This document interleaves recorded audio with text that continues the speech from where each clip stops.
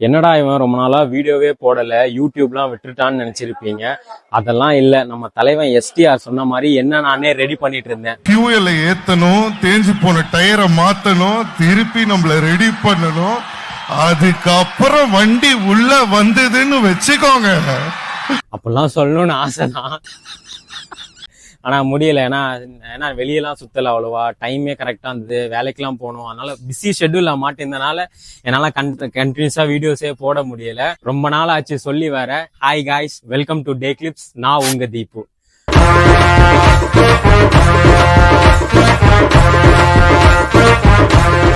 So இந்த video வந்து ஒரு செம்ம கண்டென்ட் மாட்டிருந்தது. கரெக்டாக நம்ம எப்படா ரொம்ப நாள் கழிச்சு வர வீடியோ போடுறோம், எதை போட்டா எல்லாரும் வந்து இவ்வளோ நாள் இல்லடா இதெல்லாம் உருட்டிட்டு இருந்தியா அப்படி ஏதாவது சொல்றாங்கன்னு நினைக்கும் போது தான் எனக்கு வந்து செம்ம மேட்ரு ஒன்று மாட்டிது.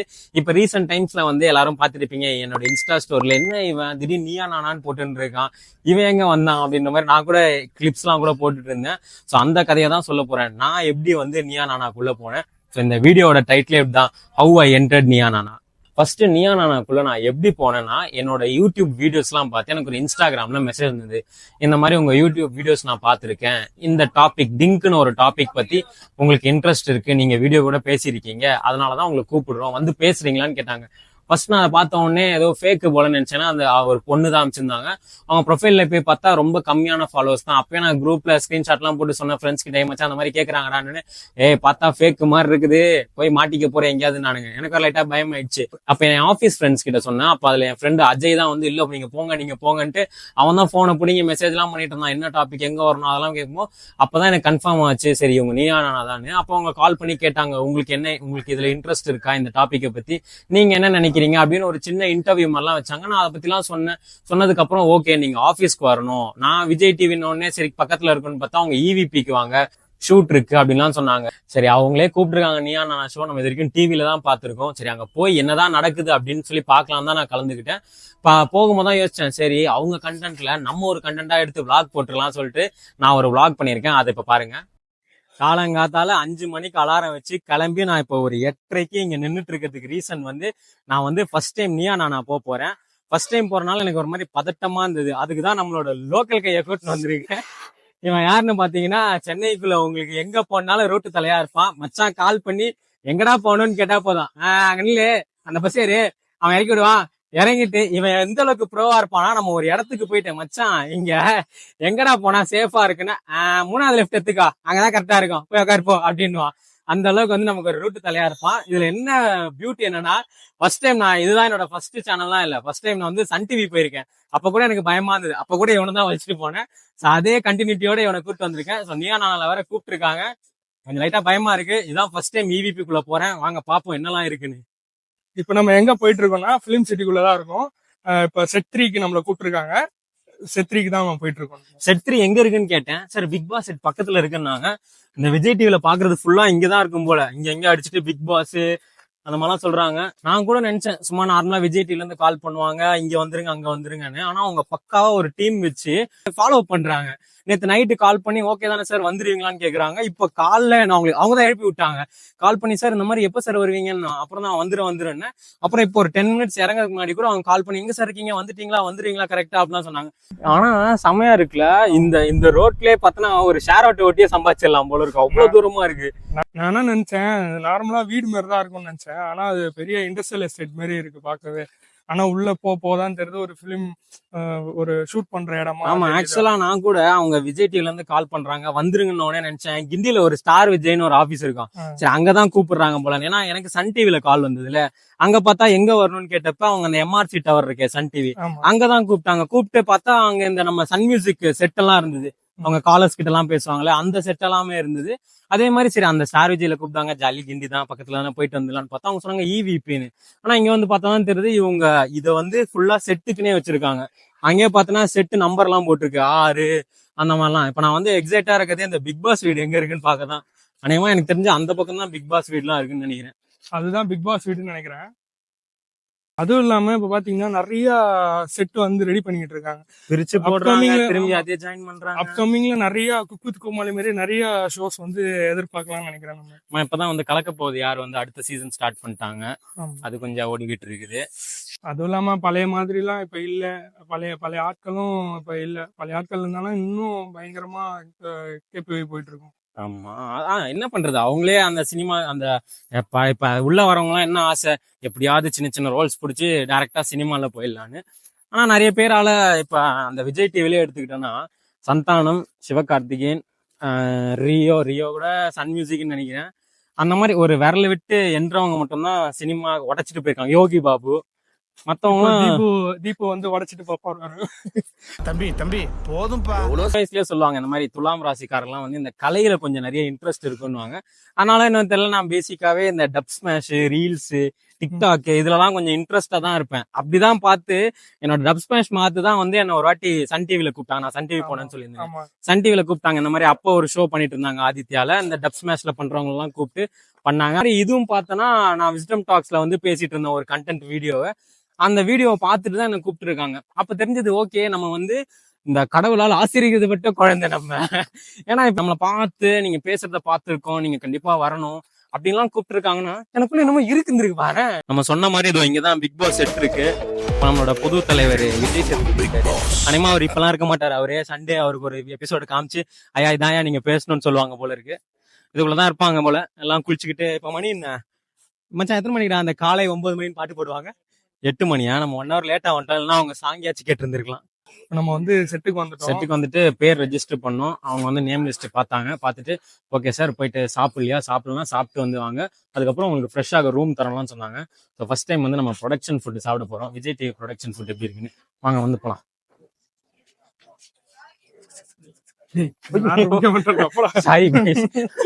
நம்ம வந்து மர்க்கர் சாப்பிட்ற இடத்துக்கு போயிட்டோம். சொல்ல வேண்டியதானே இங்க பாதை இல்லை என்று. நான் எங்கு போனாலும் பொத்தி கொண்டு பேசாமலே பின்னால் வருவீர்களா? நமக்கு ப்ரொடக்ஷன்ல சாப்பாடு போடுறாங்க. இதுதான் விஜய் டிவி ப்ரொடக்ஷன் பிரேக்ஃபாஸ்ட் போட்டிருக்காங்க. சட்னி, தேங்காய் சட்னி, சாம்பார், மீல்ஸ் இல்ல Govinda, sorry mini tiffin chutney, தேங்காய் சட்னி இருக்கு, சாம்பார் இருக்கு. இது தக்காளி தொக்கு எதுக்கு வச்சாங்கன்னு தெரியல. வடகிரி இருக்கு. ஒரு சின்ன வேண்டுதல், வடை மட்டும் வச்சுதான் நல்லா இருந்திருக்கும். நான் வடை இல்லை போல இருக்கு. சாப்பிட்டோம் காலையில.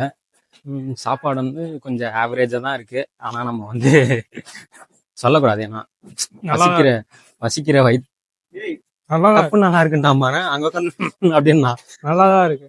அடுத்து வந்து எனக்கு ஷூட் இருக்கு. ஸோ என் ஃபேன்ஸ்லாம் நான் ரெடி பண்ணி வந்திருக்கேன். தீபோன்னு சார்ட்லாம் எழுதிட்டீங்களா, எடுத்து அப்படிலாம் காட்டணும். யாரு கண்டா என்னையே ப்ரோமோல கட் பண்ணுவாங்க போல இருக்கு. முடிஞ்ச அளவுக்கு நம்ம நம்மளோட பெஸ்ட்டை வந்து நம்ம கொடுத்து நம்ம பெஸ்ட்டா வந்து பெஸ்ட் பெர்ஃபார்மர் வாங்குற அளவுக்கு நம்ம பெஸ்ட்டா கொடுக்க ட்ரை பண்ணுவோம். பார்ப்போம். Learn from the mistake. நமக்கு இதான் ஃபர்ஸ்ட் டைம்னால அநேகமா நல்லா யாராவது இப்படி மைக்கு கொடுக்கும் போதே இப்படி போயிடும் போல இருக்கு. நீங்க பேசுங்க ப்ரோ அப்படின்னு கொஸ்டின் பாஸ் பார்ப்போம். எனக்கு இங்க வந்ததுக்கு முக்கியமா ஒரு ரொம்ப பயம் என்னன்னா, வேற ஏதாவது ஷோனா கூட நம்ம ஏதாவது கலாச்சி அப்படியே அந்த கும்பலோட போயிடலாம். இதுவரை நீயா நானா, அது இல்லாம ஆங்கர் கோபிநாத் சார் வந்து ரொம்ப ஏதாவது மொக்கையா சொன்னா வச்சுக்கோ, தம்பி நல்லவா அது ஒரு புறம் இருக்கட்டும், நீங்க சொல்லுங்க உட்காருங்க என்னடா அவங்க பிரச்சனை அப்படின்லாம் கேட்டு நம்மளை வந்து ட்ரோல் கண்டென்ட் கூட ஆக்கி விட்டுறாரு. அதனால நம்ம முடிஞ்ச அளவுக்கு யார் மனதையும் புண்படுத்தாம நமக்கு உண்டான கருத்தை நம்ம எடுத்து வச்சு பேசுவோம். அதுக்கு மேல ஆண்டவன் இருக்கான், பாப்போம். புண்படுத்தவே ஒருத்தங்க இருப்பான். இந்த மிரர் பார்க்கும்போதே பயங்கரமா இருக்குல்ல. ஒரு நாள் என் மூஞ்சி தேட்டர்ல வரும், அப்படி பாப்பறான். பசங்க வந்து தலை வாடுறதுல சாட்டிஸ்ஃபை ஆக மாட்டோம். வாருவோம், அப்புறம் இப்படி கை வச்சு கலைப்போம், திரும்பி வாருவோம், இப்படி கை வச்சு கலைப்போம். இந்த மாதிரி கழிச்சு ஒரு 4 வாட்டி கழிச்சு விட்டாதான் ஓகே இப்ப போலாம்டா அப்படின்ற மாதிரி ஒரு கான்ஃபிடன்ட் ஒன்று வரும். ஏசி ரூம்னு சொன்னாங்க, எனக்கு ஏசிலேயே வேர்க்க ஆரம்பிச்சிச்சு. இதுதான் நமக்கு கொடுத்திருந்த ரூம்னா பெருசா நமக்குன்றால் ரூம்லாம் இல்ல, சும்மா ஒரு ரூமா இருக்கும். அதுல போய் நம்ம ரிஃப்ரெஷ் ஆகலாம். இங்க ஒரு ரூம் இருக்கு. இங்க நீயா நானா டீம் ரூம் இருக்கு.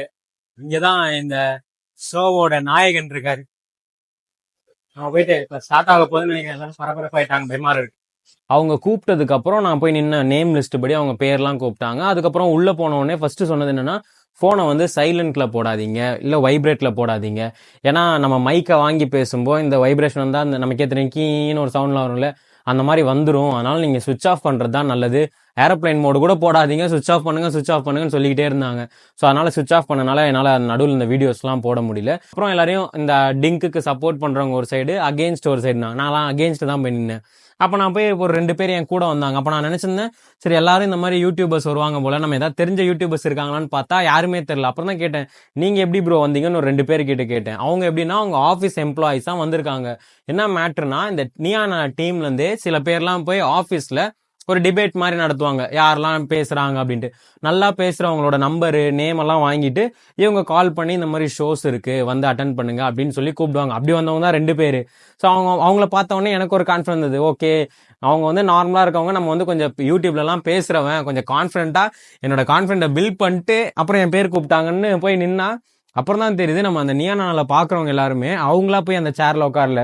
இவங்க சொல்கிறாங்க, நீங்கள் இந்த 4வது சேரில் உட்காருங்க, நீங்கள் 2வது ரோவில் ஃபர்ஸ்ட் சேர்னு அப்படி அங்கங்கே ஃபில் பண்ணாங்க. அதில் என் பேர் எதனால மேலே போச்சுன்னு தெரில. ஸ்கூல்லலாம் எக்ஸாம் டைம்லேயே டி இருக்கனால என்னை முன்னாடி தான் போடுவாங்க. சரி அந்த மாதிரி நம்ம முன்னாடி வருவோம், எல்லா ஃப்ரேம்லேயும் இருப்போம்னு நினச்சேன். பார்த்தா தூக்கி லாஸ்ட் ரோவில் 3வது உட்கார வச்சிட்டாங்க. நான் வர கொஞ்சம் டார்க் ப்ளூ போட்டு போனால டிவிலே எனக்கு சரியாக தெரிய மாட்டேங்கிறேன். ஸோ அந்த மாதிரி உட்கார வச்சிட்டாங்க. உட்காந்து வச்சோடனே இந்த பக்கம் ஒரு அக்கா இருந்தாங்க, இந்த பக்கம் ஒரு அக்கா இருந்தாங்க. நான் அப்படியே உட்காந்துட்டு இருக்கிறத பார்த்தே இந்த அக்கா, என்ன ஃபர்ஸ்ட் டைமா அப்படின்னாங்க. ஆமாக்கா எனக்கு ஃபர்ஸ்ட் டைம். உங்களுக்கு? நான் இதோட 5வது வாட்டி வரேன். 5வது வாட்டியா? சரிக்கான்ட்டு இந்த பக்கம் திரும்பினா இங்கே ஒருத்தவங்க உட்காந்துனாங்க. அவங்க கேட்டாங்க, என்ன ஃபர்ஸ்ட் டைமாண்ணா? ஆமா. உங்களுக்கு அப்படின்னு. எனக்கு இது 2வது வாட்டி. இன்னும் 2வது வாட்டி. அவங்க பார்த்தா கோயம்புத்தூர்லேருந்து வராங்களாம். நியானால வந்து எல்லாரும் தெரிஞ்சுக்க வேண்டிய விஷயம் என்னன்னா, நியானா வந்து பேமெண்ட்டே கிடையாது. நானே கேட்டேன், இதுக்கு எப்படி நீங்கள் பேமெண்ட் எதாவது இருக்கான்னா, சார் நியானாக்கு மட்டும் பேமெண்ட் கிடையாது சார், ஏன்னா பேமெண்ட் வாங்கிட்டோன்னா நம்ம ஸ்கிரிப்டடாக எழுதி கொடுத்து பேசுகிற மாதிரி இருக்கும், அது ஒரு டிபேட் ஷோக்கு நல்லா இருக்காது, அது இல்லாமல் நியானால அதுவே ஒரு மேஜிக் நடக்கும் சார் அப்படின்லாம் அவங்க சொன்னாங்க. அப்போ நான் கேட்டேன், அக்கா கிட்ட, அக்கா பேமெண்ட்டே இல்லைக்கா, இதுக்கு 5 வாட்டி வரீங்க, அதுவும் இல்லாமல் அவங்க ஓனாக தான் வந்துட்டு போகிறேன்னு சொன்னாங்க.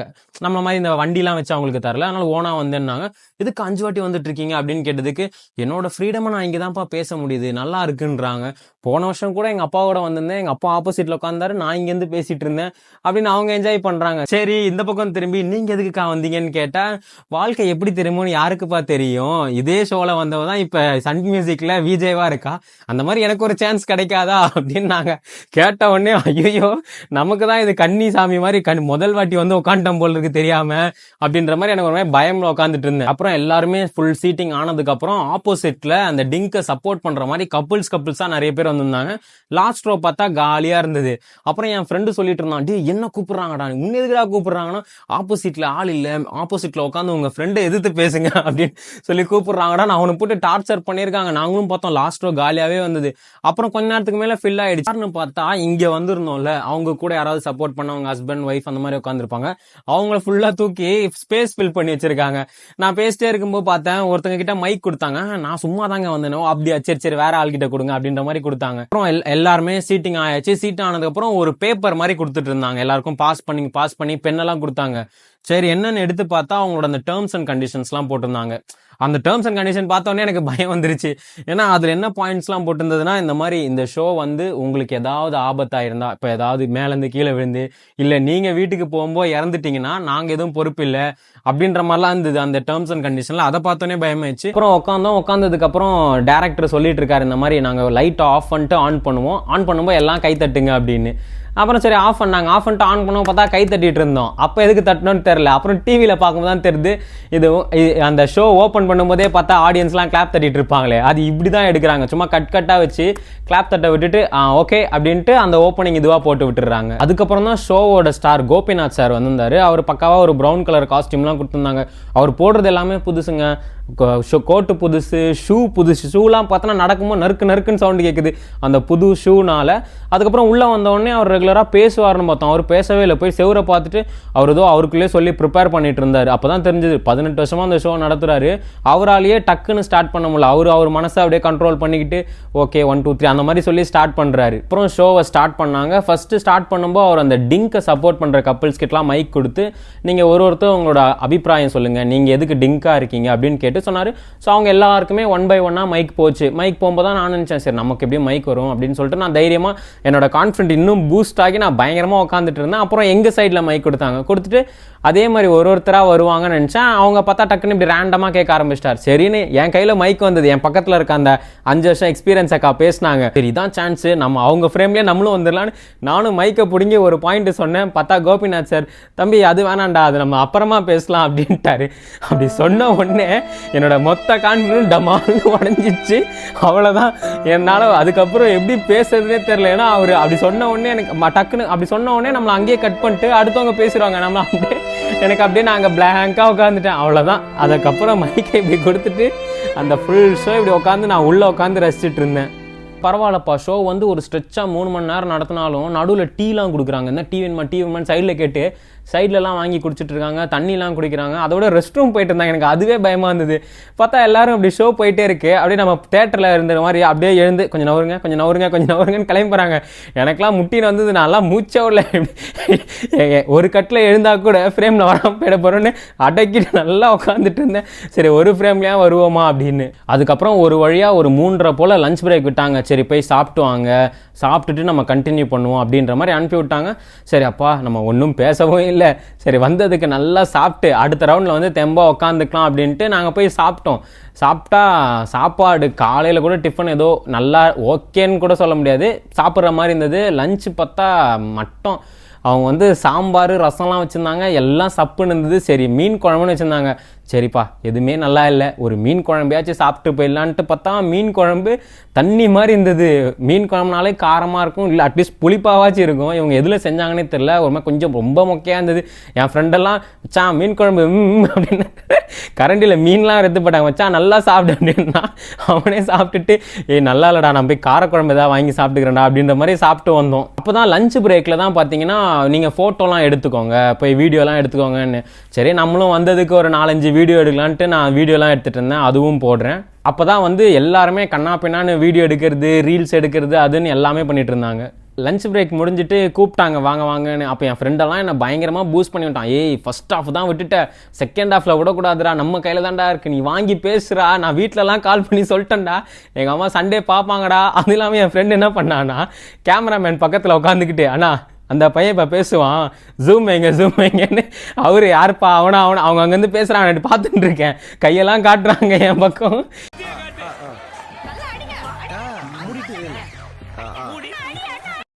எனக்கா பயமாகுது, இவனுங்க எதுக்கு என்ன பேசுகிறானுங்கன்னு பார்த்தா அவன் சொல்கிறான், என் ஃப்ரெண்டு சொல்கிறான், அவனை பேசுவான் எடுங்க, நல்லா பேசுவான், அவன் நல்லா பேசுகிற பையன் எடுங்கன்னு. பாதிக்கு மேலாம் என் ஃப்ரெண்டு அப்படி பார்க்குறான், பேசுகிறா பாங்கடா என்ன பண்ணுறேன்.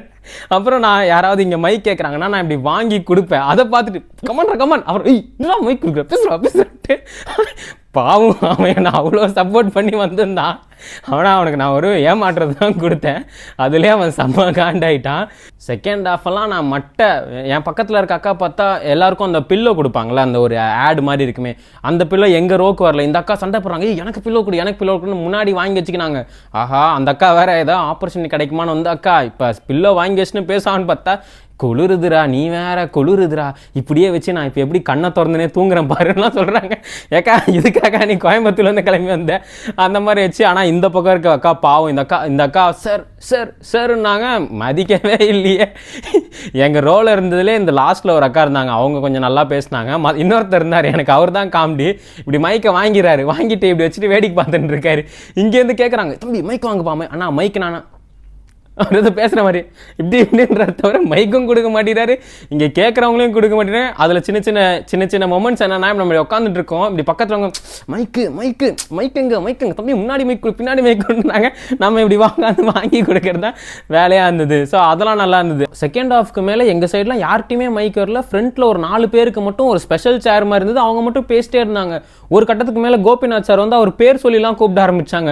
அப்போ தான் தெரிஞ்சது அந்த 4 பேருமே நார்மல் ஆடியன்ஸ்லாம் இல்லை, நல்ல எழுத்தாளர்கள், இந்த சைக்காட்ரிஸ்ட் அந்த மாதிரி ப்ரொஃபஷனலானவங்க. அவங்க பக்கம் மட்டும்தான் மைக் வந்திருந்தது. ஆடியன்ஸில் அவங்க ஒரு 4 பேர் கெஸ்ட். ஏன்னா எங்களுக்கு வந்து ஒரு ரூம் கொடுத்துருந்தாங்க ஃப்ரெஷ் அப் ஆகிறதுக்கு. அப்போ பக்கத்து ரூமில் பார்த்தா நீயா கெஸ்ட்டுன்னு போட்டிருந்தது. இந்த 4 பேரும் அந்த கெஸ்ட் ரூம்லேருந்து வெளியே வந்தாங்க. ஆஹா இவங்க கூட நம்மளை சண்டைக்கு விட்டாங்க அப்படின்ற மாதிரி இருந்தது. வீடியோவில் பார்த்தா அவங்க பேசினது மட்டும்தான் ஷோலே வந்தது. நான்லாம் பின்னாடி நானே இப்படி காமிச்சிட்டு இருக்கேன் எங்கள் வீட்டில், அம்மா பாருமா டக்குன்னு பாருமா போயிட போகிறேம்மா, அந்த மாதிரி தான் நான் வீடியோவே காமிச்சிட்டு இருந்தேன். என்னோட கான்ஃபிடென்ட்டே உடஞ்சதுக்கப்புறம் செகண்ட் ஹாஃப் முடிச்சுட்டு நான் ஒரு வீடியோ போட்டிருப்பேன், அந்த வீடியோ பாருங்க. உங்களோட எக்ஸ்பீரியன்ஸ் என்ன? பல கனவோட டாப் பெர்ஃபார்மர் இது அவார்ட்லாம் வாங்கலாம்னு நினச்சி வந்தேன். ஆனால் அப்படிலாம் பண்ண முடியல. நீயா நானா ஷோன்றது வந்து நம்மளோட இன்புட்டே கொடுக்க முடியல. நம்ம வேற ஒரு கிரிட்டிக்கலான டாபிக் வந்துட்டோமா. நானும் சரி வந்த உடனே மைக்க 2 பிடிங்கி அதாவது சார்னு பேசலாம்னு நினச்சேன். ஆனால் நம்ம கிட்ட மைக் வர்றது ரொம்ப கஷ்டமாக இருந்தது. ஏன்னா நான் 5 ரோ இருந்தது, 5 ரோவில் ஒரு மைக் கொடுக்குறாங்க. ஸோ நம்ம ஒரு பாயிண்ட் எடுத்து பேசலான்னு போது டக்குன்னு மைக் கொடுன்றாரு. இது வந்து சொல்லாமான்னு வேறு தெரியல. கோபிநாத் அவங்களே வந்து கான்ஷியஸாக இவங்க கிட்ட பேச வைப்போம், இவங்க கிட்ட பேச வச்சு நம்ம சில பாயிண்ட்ஸ் எடுத்து அவங்கள ட்ரிகர் பண்ணுவோம், இவங்க கிட்ட கேட்போம். அந்த மாதிரி உள்ள ஒரு 4 பேர்கிட்ட மட்டும்தான் மாற்றி பேசுகிற மாதிரியே நமக்கு ஒரு ஃபீல் இருந்தது. மற்றதெல்லாம் நம்ம கண்ணுக்கே தெரிய மாட்டோம். எப்படின்றாரு இங்கிலீஷ்ங்க அதான் சொன்னார். ஸோ அது ரியாலிட்டி ஷோஸ் எல்லாமே அப்படி தானே. அது இல்லாமல் அவருக்கு ஃபுல்லாக அந்த க்யூவில் கொடுக்கறது மட்டும்தான் நடந்துட்டு இருந்தது. ஒரு கட்டத்தில் வந்து என் நண்பன் எங்கன்னு அப்படி தேடுறதா போச்சு. எப்படி ஆயிடுச்சுன்னா இவங்கெல்லாம் வந்து வெளியே உட்காந்து பார்த்துருந்தாங்க, நான் உள்ளே உட்காந்து பார்த்துட்டு. சரி நீயா நானால வந்து ஒரு சிவகார்த்திகேயன் ரேஞ்சில் ஆகலாம்னு நினச்சேன். அப்புறம் தான் தெரிஞ்சது அது வந்து படிப்படியாக தான் வர முடியும், ஒரே படியில் போயிட முடியாது.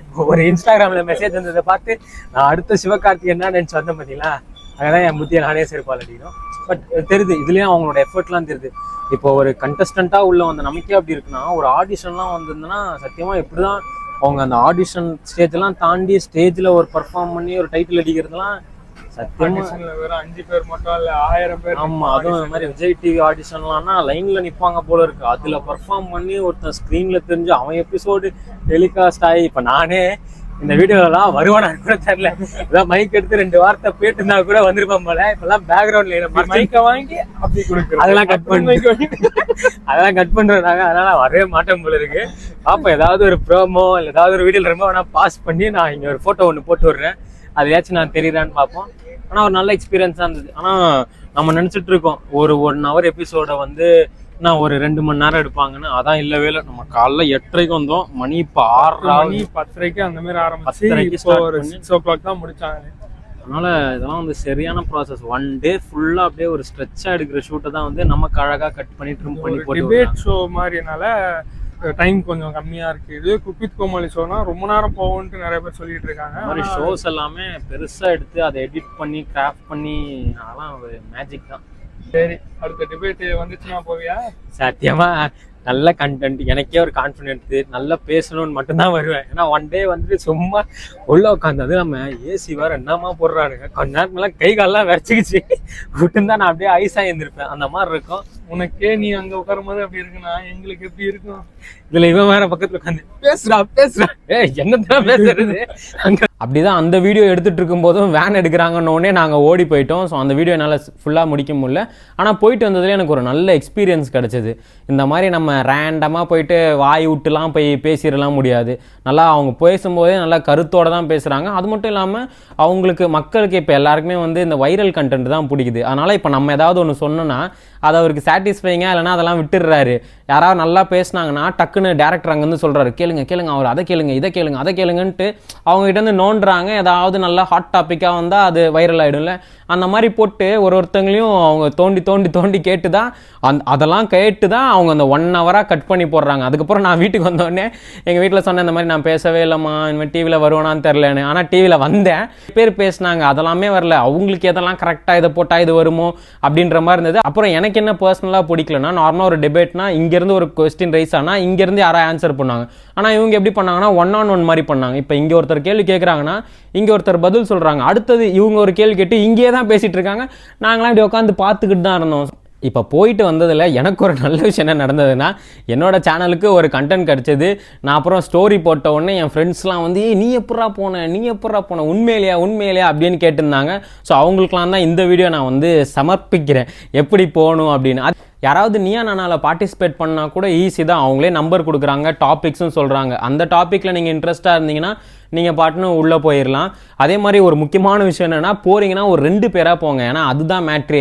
இப்போ 2 பேர் போனீங்கன்னா ஒருத்தர் சப்போர்ட் பண்ணுறதும் ஒருத்தர் அகெயின்ஸ்ட் பண்ணதா உங்களுக்குள்ளே ஜாலியாக கேள்வி கேட்டு 2 பேரும் டிவிலையும் வருவீங்க. அதை எடுத்து ரீல்ஸ் போட்டு ஃபேமஸும் ஆகிடலாம். ஸோ நான் அப்படி தான் தனியாக போய் மாட்டிக்கிட்டேன். அதனால் என்னால் எதுவும் பேச முடியல. அது இல்லாமல் நான் போன டாபிக் வேறு கொஞ்சம் சென்சிட்டிவாக, அதனால் அதுவும் இல்லாமல் நமக்கு வேறு எக்ஸ்பீரியன்ஸ் இல்லை. குழந்தை இருந்தால் நம்ம ஏதாவது என் பையனை நான் இப்படி வளர்த்துனேன், என் பொண்ணை அப்படி வளர்த்துனேன்னு பேசியிருக்கலாம். இந்த டாப்பிக்கில் நானே இப்படி உட்காந்து பார்க்குற மாதிரி ஆயிடுச்சு. இது ஒரு நல்ல எக்ஸ்பீரியன்ஸ். யாருக்கு நல்லா இருந்தது, விஜய் டிவிக்கு நல்லா இருந்ததோ இல்லையோ, எனக்கு ஒரு கண்டென்ட் வந்தது. என்னோட வீடியோ நீங்கள் இப்போ பார்த்துட்ருக்கீங்க. இப்போ நான் சொன்னது எல்லாமே ஒரு நியா நானாவை டிவியில் பார்த்துருந்த பையன் அங்கே போய் உட்காந்துட்டு வந்த எக்ஸ்பீரியன்ஸ் தான். இதில் யாராவது மனசு புண்படுத்தியிருந்தால் I am very sorry. So இதே மாதிரி இனிமேல் நம்ம சேனலில் ரெகுலராக வீடியோ போட நான் ட்ரை பண்ணிகிட்ருக்கேன். நிறைய பேர் நான் காணாமல் போயிட்டீங்களாம் கேட்டுருந்தீங்க. ஐ எம் பேக், அதையும் நான் தெரிவிச்சுக்கிறேன். வேறு யாரும் இல்லை, என் ஃப்ரெண்ட்ஸ் தான் கேட்டிருந்தாங்க, என்னப்பா யூடியூப்லாம் ஆரம்பித்த ஆளியே காணுமே அப்படின்னு நிறைய பேர் என்னை வந்து கேட்டுட்டு இருந்தாங்க. ஸோ அவங்களுக்குலாம் நான் வந்து என்னோட பதிலடி தான் இது. ஸோ என்னோட இந்த வீடியோ பிடிச்சிருந்தனா லைக் பண்ணுங்கள், ஷேர் பண்ணுங்கள், கமெண்ட் பண்ணுங்கள். மறக்காமல் நம்ம டே கிளிப்ஸ் சேனலை வந்து சப்ஸ்கிரைப் பண்ணிக்கோங்க. பை.